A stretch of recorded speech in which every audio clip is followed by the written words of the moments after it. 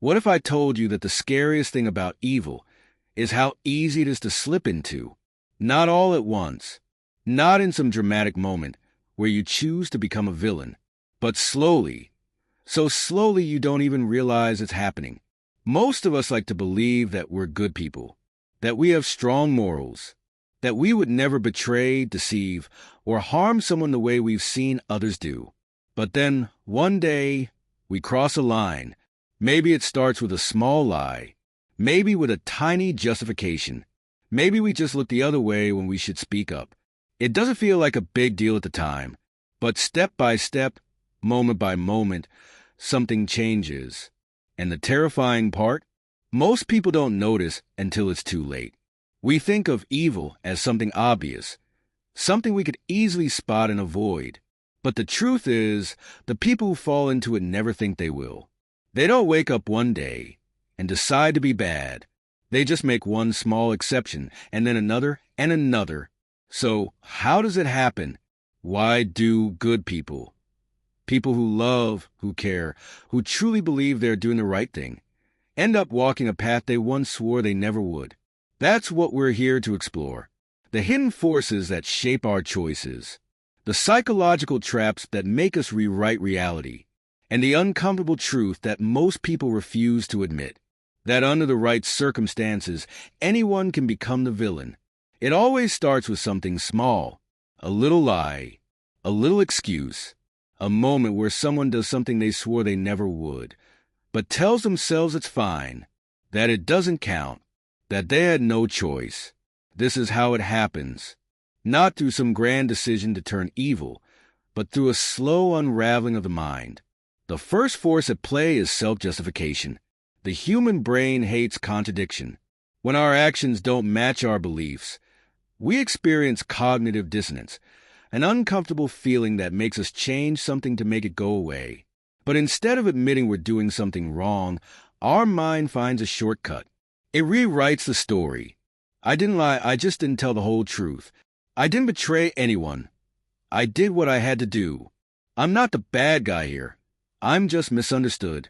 And with each rewrite, the real truth gets harder to see.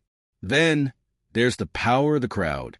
Most of us like to believe we think for ourselves, that we wouldn't just follow the group, but studies and history say otherwise. When we see others justifying bad behavior, it becomes easier for us to do the same. When people in power tell us something is necessary, we listen, even when it goes against our values. And when everyone around us is silent, we convince ourselves that speaking up isn't our responsibility. This is why entire societies have justified horrific things. Not because people were evil, but because they stopped questioning their own choices. And then, there's the shadow self. Carl Jung believed that every person carries a hidden side. The part of us that wants things we deny, feels things we suppress, and is capable of actions we don't want to admit. Most people bury their shadow, pretending it doesn't exist. But that doesn't make it go away. Instead, it lurks beneath the surface, shaping decisions in ways we don't even realize. And under the right pressure, in the right moment, it steps forward. By then, it's too late to stop. And the scariest part? Most people never even realize they've changed. Most people believe that if they ever started to change, if they ever started to cross a line, they would notice. They think they would feel it happening, that there would be a moment where an alarm goes off in their mind, warning them that they're making a mistake. But the truth? That moment never comes. The biggest illusion about morality, the thing that keeps so many people blind, is that we assume that evil feels evil, that when someone does something terrible, they must feel guilt, regret, or even some kind of twisted satisfaction. But in reality, when good people do bad things, it still feels right, because the human mind is a master at protecting itself. When we make a choice that doesn't align with who we believe we are, our brain doesn't question the action. It changes the belief. Instead of thinking, I just did something wrong, we think, maybe this isn't as bad as I thought. Instead of thinking, I'm crossing a line, we think, this is just how the world works. Instead of thinking, I've changed, we think, I've just adapted. And so, The descent continues. One of the scariest examples of this comes from history. There have been countless times when ordinary people, teachers, doctors, neighbors, became part of horrific acts, not because they were cruel, but because each step felt justifiable. They weren't choosing evil. They were doing what was necessary. They weren't betraying their values. They were just following orders. And if you think that's just history, think again.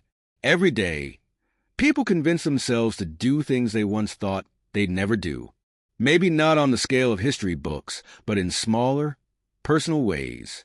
A boss justifies exploiting employees because that's business. A friend betrays someone but convinces themselves that they had no choice.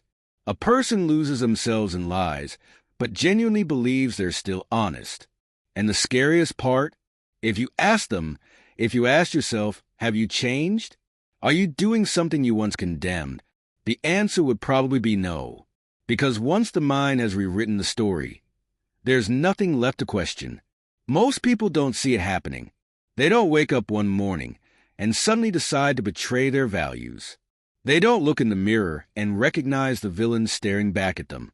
Instead, they convince themselves that they're still the same person they've always been, that their choices are just a necessary adjustment to reality. Because here's the truth.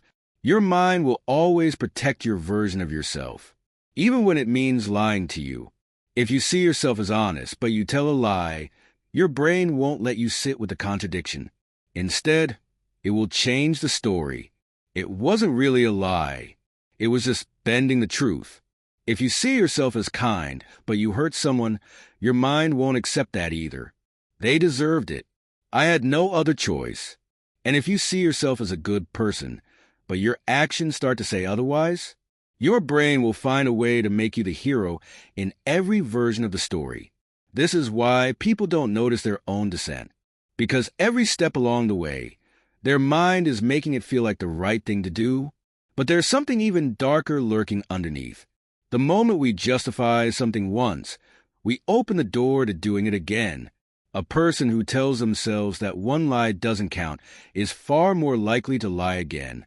Someone who convinces themselves that one betrayal was necessary will justify the next one even faster. And little by little, the gap between who they think they are and who they become widens, until one day there's nothing left to recognize. But what makes this so dangerous isn't just that it happens. It's that no one ever thinks it will happen to them. We tell ourselves that we're different, that we would see the warning signs, that we would never let it happen. But that's what everyone thinks.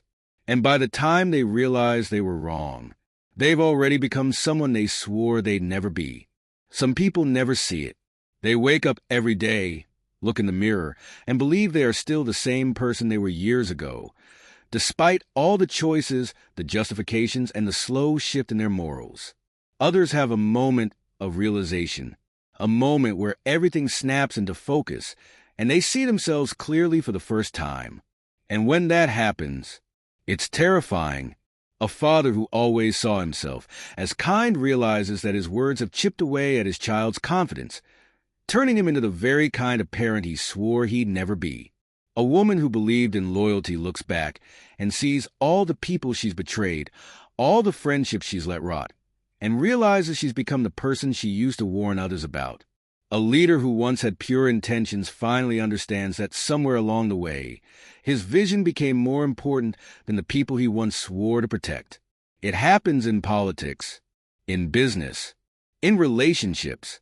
A man starts a company wanting to make a difference, but small compromises turn into big ones, and before long, the money matters more than the mission.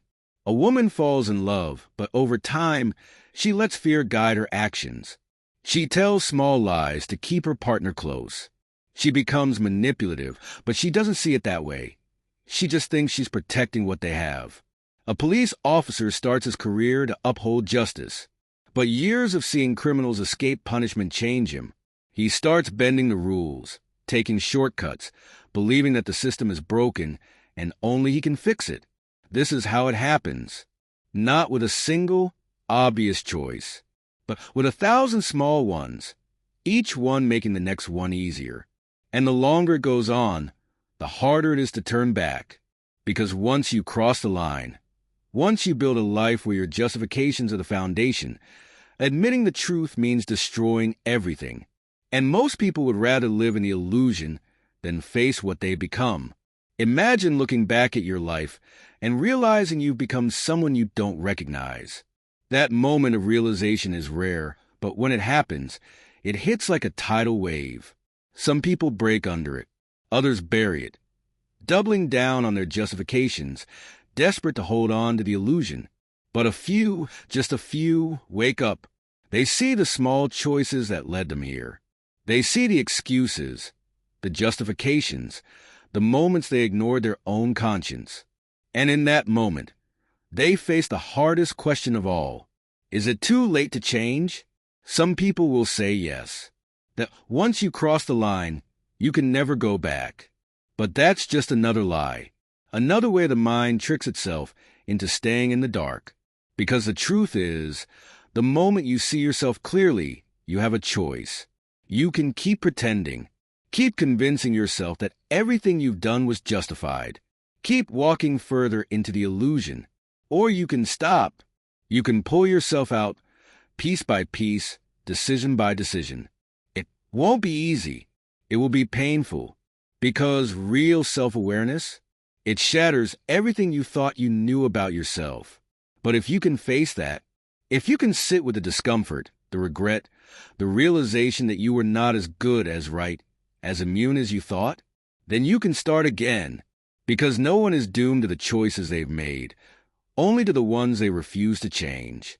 And now, now, the illusion is broken, and the only question left is, what will you do with that knowledge?